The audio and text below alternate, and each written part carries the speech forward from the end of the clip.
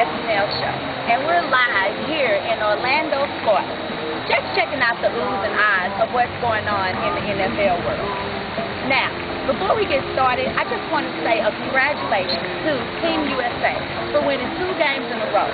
They play Brazil today, but shouts out to Kevin Durant, Gay, and Derrick Rose for being the top scorers on the league. Moving on. Now, as you know, the season is definitely about to go down.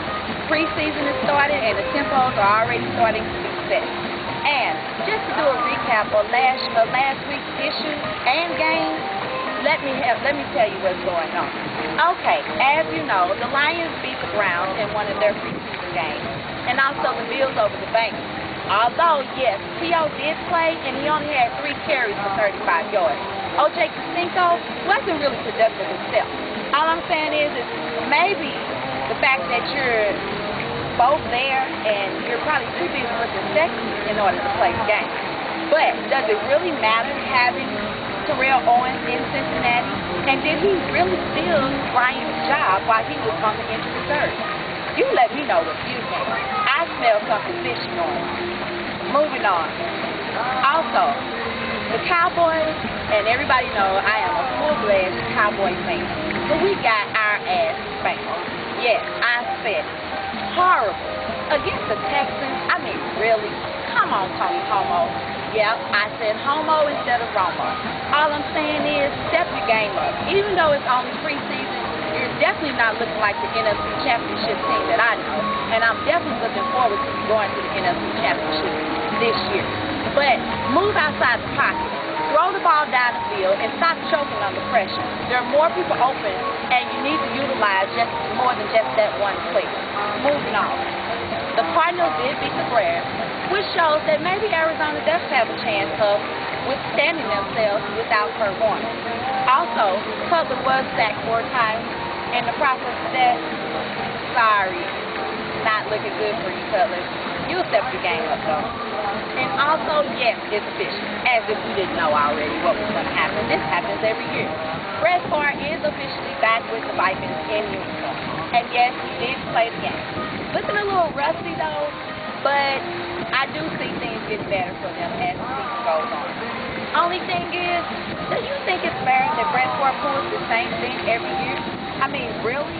Or do you think it's fair that you don't have to do preseason and everybody else does, and training camp and everybody else does, and you can just come back in when the season starts and say, oh, I'm ready to play the game now? I mean, he's a great quarterback, don't get me wrong, but that doesn't mean that you get to do what you want. Moving on. Sanchez. Okay, not looking good for you, player. This is your 2nd year in the league, and you've thrown more interceptions than you have gained yards. Not looking good for you. Step your game up. Slow it down a little bit. You're moving outside the pocket, which is great, but you need to throw the ball downfield, but to the right receiver. You know, the one that's on your team. I mean, I know he's still a young player, but he will grow into his game. But you may want to do that and say, snap, snap, cut you off. Yeah, that happens from time to time. Okay, and big talk of the day. If it's not been said, everybody knows. Ben Roethlisberger will most likely have his game reduced from 6 to 4. Okay, my question is it fair? Should he serve out his sentence like everybody else? Or should he get cut a break because he's done everything that he's supposed to? Yeah, that's part of punishment. When you do dumb stuff, you have to do what you need to do to get back in. You're just lucky that you're getting this call to the case instead of suspension. But here's another question. Last night, if you saw the game against the Denver Broncos, then you would see that Nixon did prove that Ben Roethlisberger may not be needed.